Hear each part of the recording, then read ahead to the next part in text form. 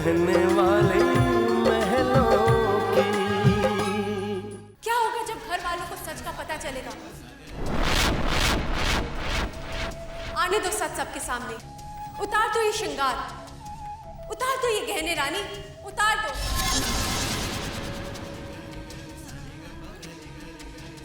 रुक जाओ रानी, जरा सोचो। राज अच्छी तरह से जानते थे कि वो मौत के मुंह में जाने वाले हैं, लेकिन फिर भी उन्होंने ये सच्चाई घर में सबसे छिपा के रखी, सिर्फ इसलिए क्योंकि वो सबको खुशी देना चाहते थे। जाने से पहले वो सबके चेहरों पर मुस्कुराहट देखना चाहते थे। तो क्या तुम्हारा एक पत्नी, एक बहू होने के नाते ये फर्ज नहीं बनता है कि तुम अपना दुख, अपना गम सबसे छुपा लो? रानी, राज को तुम्हें इस फेस में देखकर उतना गम नहीं होगा जितना तुम्हें विधवा की फेस में देखकर होगा, क्योंकि वो सच जो उन्होंने सबकी खुशियों के लिए छिपा के रखा, वो कड़वा सच सबकी आंखों के सामने आ जाएगा। जरा अपने दुख, अपने गम से ऊपर उठकर एक मां की ममता के बारे में सोचो, एक बाप की जिंदगी के बारे में सोचो, इस घर की खुशियों के बारे में सोचो। तुम एक पत्नी हो, तुम एक पत्नी, तुम एक बहू हो, तुम्हें एक पत्नी का फर्ज निभाना है, तुम्हें एक बहू होने का फर्ज निभाना है रानी, तुम्हें एक पत्नी का फर्ज निभाना है रानी, फर्ज निभाना है रानी। तुम भूलो मत, तुम एक बहू हो, तुम एक बहू हो रानी, तुम एक पत्नी हो रानी, रानी तुम एक पत्नी हो रानी, रानी पत्नी हो रानी, तुम एक पत्नी हो।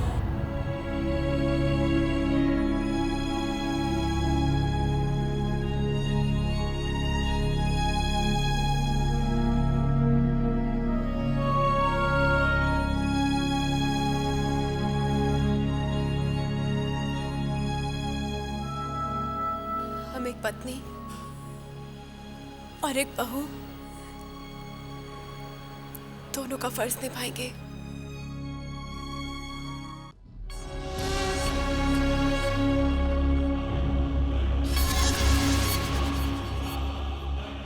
क्योंकि अब पति पत्नी को किसी भी गठबंधन की जरूरत नहीं है, क्योंकि वो एक दूसरे के साथ दिल के रिश्ते में जो जुड़ चुके होते हैं, जैसे तू और मेरा राज जुड़ चुके हैं।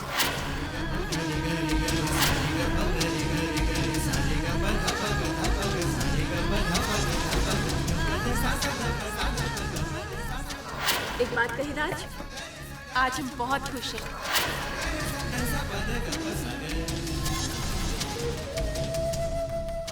अब हम दोनों के बीच प्यार और विश्वास का गठबंधन है। चेहरे से क्या होते? हमारे राज्य से दिन, हमारे राज्य की आत्मा कहां से लेके आओगे?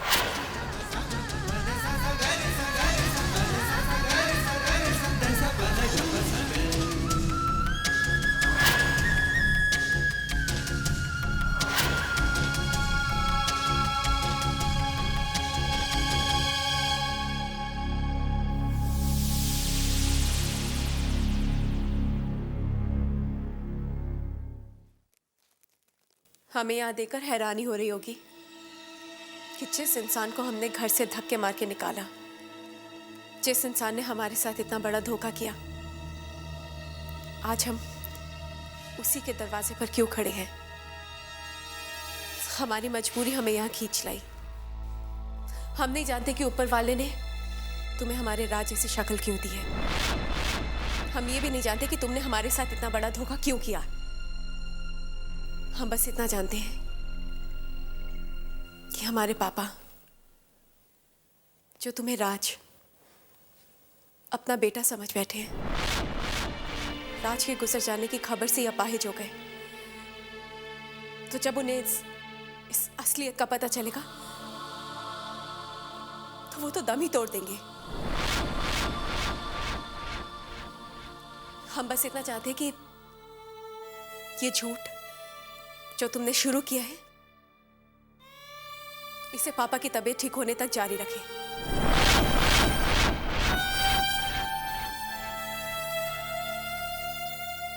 मुझे मंजूर है। क्या आप जानना नहीं चाहेंगे कि इस प्रिंस जय थापड़ को राज गोयल बनने की क्या जरूरत पड़ी? कहाँ से शुरू हुआ ये सिलसिला? मैं प्रिंस जय थापड़ हूँ। ये सच मैंने आपको कई बार बताने की कोशिश की, लेकिन हिम्मत ही नहीं हुई। इसलिए मैंने आपको एक खत लिखा जो आपके पढ़ने से पहले ही सच्चाई आपके सामने एक अलग तरीके से है। और उस खत में एक और सच्चाई है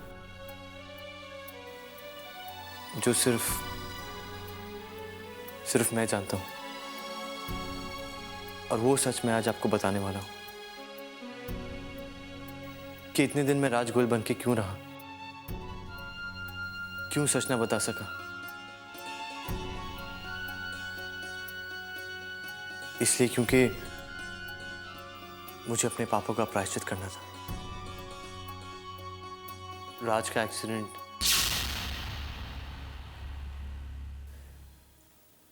मेरे हाथों हुआ है।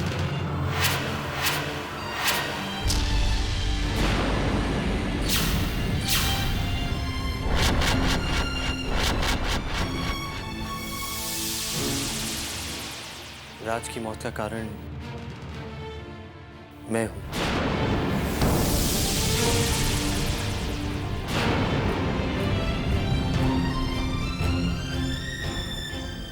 हाँ रानी, राज की मौत का कारण मैं हूं। मैं उस दिन गाड़ी चला रहा था, अचानक राज की बाइक मेरे सामने आ गई। मैंने उसे बचाने की पूरी कोशिश की, लेकिन वो पूरी तरीके से अपना बैलेंस खो चुका था और सीधा ब्रिज से गिरकर नीचे चला गया।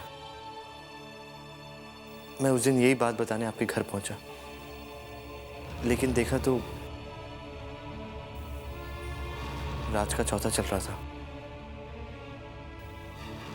मैं तो इस बात से भी अनजान था कि राज की शक्ल मुझसे मिलती है। जब मैं वहां पहुंचा, मैंने सबकी आंखों में उम्मीद देखी। मैं कुछ कह नहीं पाया। मैं इसलिए रुक गया क्योंकि मैं अपने पापों का प्रायश्चित करना चाहता था। जिन माँ और पापा से मैंने उनका राज छीना था, मैं उन्हें वापस देना चाहता था।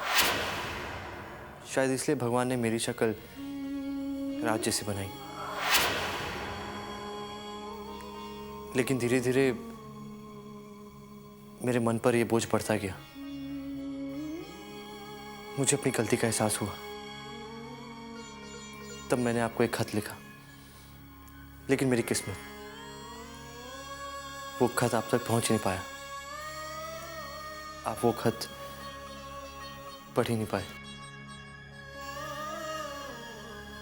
रानी, मुझे अपने पापों का प्रायश्चित करने का एक मौका दीजिए। जब तक पापा की तबीयत ठीक नहीं हो जाती, मुझे उनके साथ रहने दीजिए। उसके बाद मैं सबके सामने अपना गुनाह कबूल कर लूंगा। रानी प्लीज, मुझे एक मौका दीजिए,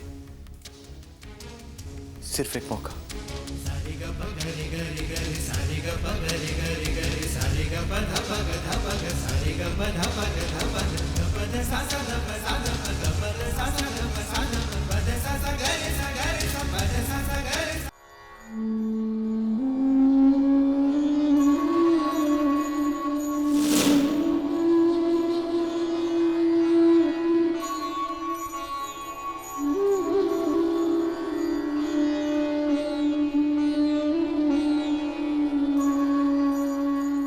क्या फैसला किया है तुमने रानी? हमारे पास और कोई रास्ता भी नहीं है करण। पापा को सच्चाई का पता चलेगा तो हम पापा को खो देंगे। माँ का क्या हाल होगा हम नहीं जानते। पूरा परिवार बिखर जाएगा। ये हम नहीं होने देंगे।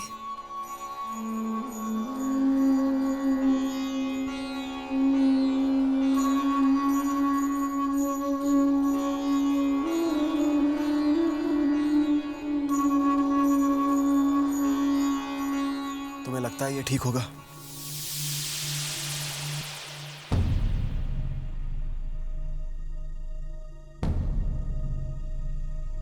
ठीक है, जैसा तुम बेहतर समझो। मैं हर फैसले में तुम्हारे साथ हूं।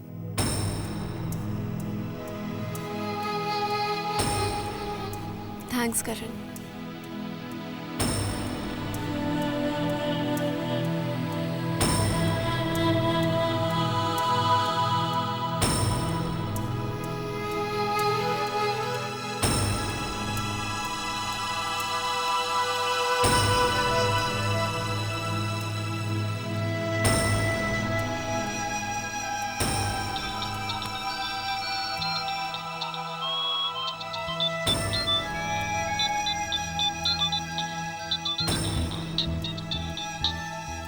हेलो,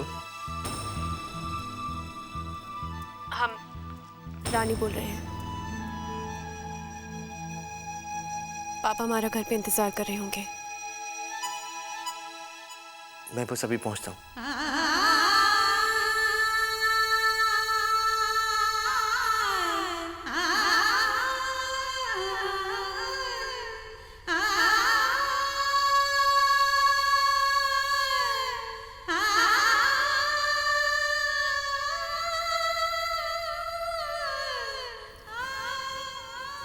करण,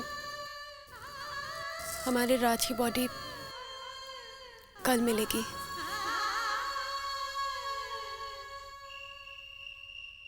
अब कब तक वहां देखते रहेंगे?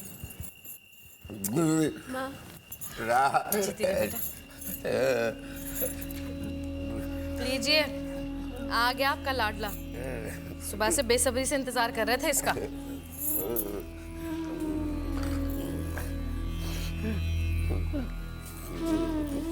आज मैं तुझसे बहुत नाराज हूँ। तुझसे कह रही हूँ मैं, तुझे कुछ याद भी है? आज तू अपने पापा की मसाज करना और एक्सरसाइज करवाना भूल गया। कब से एक टकटकी बांध के दरवाजे की तरफ ही देखे जा रहे हैं। कहाँ है मेरा राज, कहाँ है मेरा राज? और इसे तो जैसे परवाह ही नहीं। माँ, वो हम इनको रूटीन चेकअप के लिए लेके गए थे। अच्छा, क्या कहा बेटा डॉक्टर ने? कोई प्रॉब्लम तो नहीं बेटा? नहीं माँ, कोई प्रॉब्लम नहीं है। चलो, भगवान का लाख लाख शुक्र है। इसीलिए तो मैंने सोचा कि क्यों ना अखंड रामायण का पाठ रखवाऊं। वो पूजा अधूरी रह गई थी तो मेरे दिल में एक अजीब सा वहम बैठ गया था। इसलिए मैंने सोचा अखंड रामायण का पाठ रखवा लेती हूँ। मेरे भी दिल को शांति मिलेगी और मेरे राज के लिए भी अच्छा रहेगा, है ना? जी माँ, ये आपने बहुत अच्छा किया। आप पाठ जरूर रखवाइए हमारे राज के लिए। इससे आपको भी शांति मिल जाएगी और हमारे राज को भी।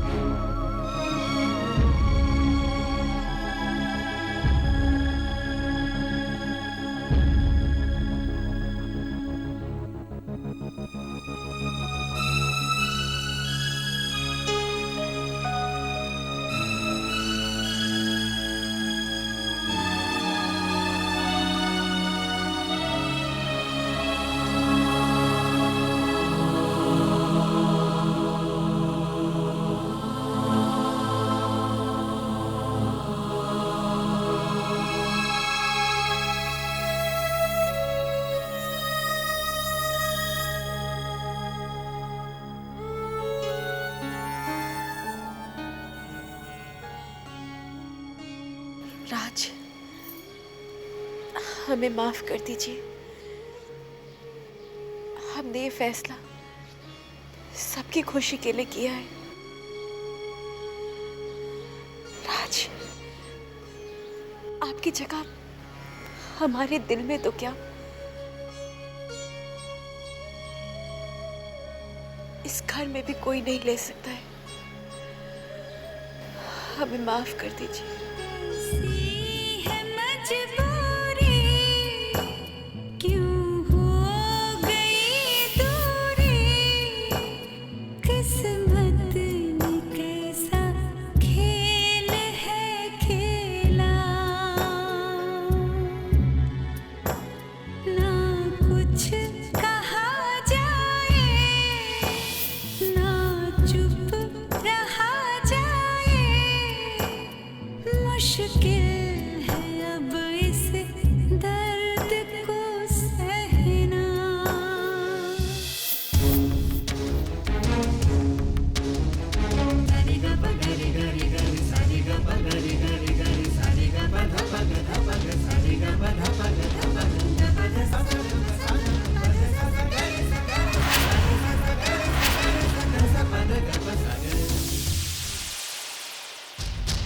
मिस्टर प्रिंस जे थापर, अपना साया भी हमारे राज की तस्वीर से दूर रखिए। हम इस घर के बाहर एक बहू हैं और आपके साथ है, ये हमारी मजबूरी है। हम अपना सिर्फ फर्ज निभा रहे हैं, लेकिन इस चौखट के अंदर हम राज की पत्नी हैं, उस राज की पत्नी जिसके आप कातिल हैं।